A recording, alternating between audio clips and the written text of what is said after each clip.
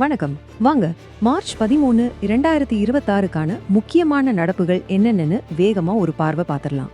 மத்திய கிழக்குல என்ன நடக்குது, இலங்கையில என்ன நிலவரம்னு எல்லாத்தையும் விரிவா அலசலாம். முதல்ல நாம பார்க்க போறது ஒரு அதிர்ச்சியான செய்தி.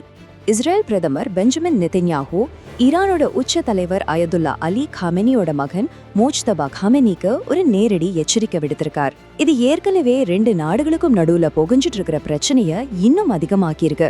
இந்த வார்னிங் ஏன் இவ்வளவு முக்கியம், இதுக்கு பின்னால என்ன இருக்குன்னு பாப்போம். பாருங்க, நெத்தன்யாகுவோட இந்த எச்சரிக்கை மட்டும் தனியா நடக்கல. மத்திய கிழக்கு முழுசும், குறிப்பா லெபனோன்ல இருந்து ஓமன் வரைக்கும் நிலைமைய ரொம்பவே பதட்டமாக்குற மாதிரி அடுத்தடுத்து பல சம்பவங்கள் நடந்திருக்கு. அது என்னென்னு ஒன்னொன்னா பார்க்கலாம் வாங்க. முதல்ல லெபனான், அதோட தலைநகர் பெய்ரூட்ல ஒரு குடியிருப்பு பகுதியை இஸ்ரேலி ட்ரோன் அட்டாக் பண்ணிருக்கு. ஈரானோட ஆதரவு பெற்ற ஹிஸ்புல்லா அமைப்பை குறிவச்சுதான் இந்த தாக்குதல் நடந்ததா சொல்றாங்க. இதனால இப்போ இஸ்ரேலுக்கும் ஹிஸ்புல்லாவுக்கும் நடுவுல ஒரு பெரிய சண்டை வரதுக்கான எல்லா அறிகுறிகளும் தெரிய ஆரம்பிச்சிருக்கு. பெய்ரூட்ல தாக்குதல் நடந்த உடனேவே பதிலுக்கு லெபனான்ல இருந்து ராக்கெட் வரும்னு ஒரு பயம். அதனால தெற்கு இஸ்ரேல் முழுசும் வார்னிங் சைரன் ஒழிச்சுக்கிட்டே இருக்கு. மக்கள் எல்லாம் பாதுகாப்பு பதுங்குக்குழிகளுக்கு போக சொல்லியிருக்காங்க. யோசிச்சு பாருங்க நிலைமை எந்த அளவுக்கு மோசமா இருக்குன்னு. இந்த டென்ஷனுக்கு நடுவுல ஓமன்ல ஒரு ட்ரோன் விபத்துக்குள்ளாகி 2 பேர் இறந்திருக்காங்க. ஆனா இந்த சம்பவத்துக்கும் இஸ்ரேல் ஈரான் பிரச்சனைக்கும் சம்பந்தம் இருக்கான்னு இன்னும் அதிகாரப்பூர்வமா எதுவும் தெரியல. அந்த ட்ரோன் யாருது, அது ஏன் விபத்தாச்சு, இது எல்லாமே இப்போதைக்கு பெரிய கேள்வியா இருக்கு. எல்லா சண்டைக்கும் ஒரு விலை இருக்கு இல்லையா, அதுதான் இந்த நம்பர்.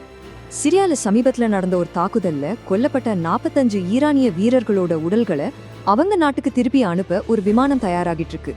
இது ஒரு நம்பர் மட்டும் இல்ல. இதுல இருந்து ஈரான் அந்த பகுதியில ராணுவ ரீதியா எந்த அளவுக்கு இன்வால்வ் ஆகியிருக்கு, எவ்வளோ பெரிய இழப்பை சந்திச்சிருக்குன்னு நல்லாவே தெரியுது. சரி, மிடில் ஈஸ்ட்ல நிலைமை இப்படி இருக்க, இப்ப நாம கொஞ்சம் இலங்கைக்கு வருவோம். அங்கேயும் சில முக்கியமான உள்ளூர் பிரச்சனைகள் தலை தூக்கி இருக்கு. என்னன்னு பார்க்கலாம். இலங்கையோட வடக்குல முல்லைத்தீவு மாவட்டத்துல ஒரு பெரிய சர்ச்சை கிளம்பி இருக்கு. அங்க தமிழர்களுக்கு சொந்தமான விவசாய நிலங்கள்ல சட்டவிரோதமா ஒரு பெரிய உப்பளம் கட்டுறதா புகார் வந்திருக்கு. இது வெறும் நிலப்பிரச்சனை மாதிரி தெரியல, இனங்களுக்கு நடுவுல ஒரு பதட்டத்தை உருவாக்குற மாதிரியான ஒரு செயலாக பார்க்கப்படுது. அப்போ கேள்வி இதுதான், இது சும்மா ஒரு நிலத்தகராறா இல்ல திட்டமிட்டு செய்யப்படுற ஆக்கிரமிப்பா? பாதிக்கப்பட்ட மக்கள் இது எங்களோட பாரம்பரிய நிலம், எங்களோட வாழ்வாதாரம்னு சொல்றாங்க. இன்னொரு பக்கம் இது ஒரு பிசினஸ் முயற்சிதான வாதம் வைக்கப்படுது. உண்மையிலே அங்க என்ன நடக்குதுன்னு தெரிஞ்சுக்க ஒரு முறையான விசாரணை ரொம்பவே அவசியம். அதே சமயம் இலங்கையோட மலையக பகுதியில லெதண்டி தோட்டத்துல காட்டுத்தீ ஏற்பட்டு 2 ஏக்கர் புல்வெளி மொத்தமா எரிஞ்சு போயிருக்கு. இந்த மாதிரி கோடை காலத்துல காட்டுத்தீ ஏற்படுறது சகஜம்தான்.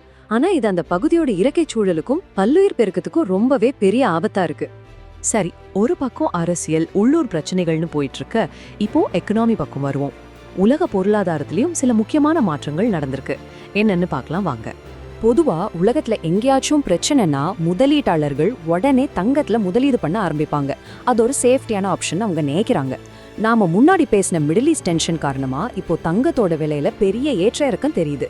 இது ஒட்டுமொத்தமா குளோபல் எக்கனாமி மேல ஒரு சந்தேகத்தை ஏற்படுத்துது. அடுத்ததா ஒரு பெரிய கார்ப்பரேட் நியூஸ்.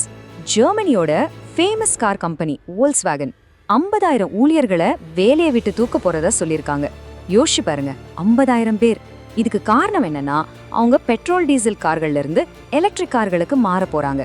ஆட்டோமொபைல் இண்டஸ்ட்ரியில எவ்வளோ பெரிய மாற்றம் வரப்போகுதுங்கிறதுக்கு இது ஒரு பெரிய அடையாளம்.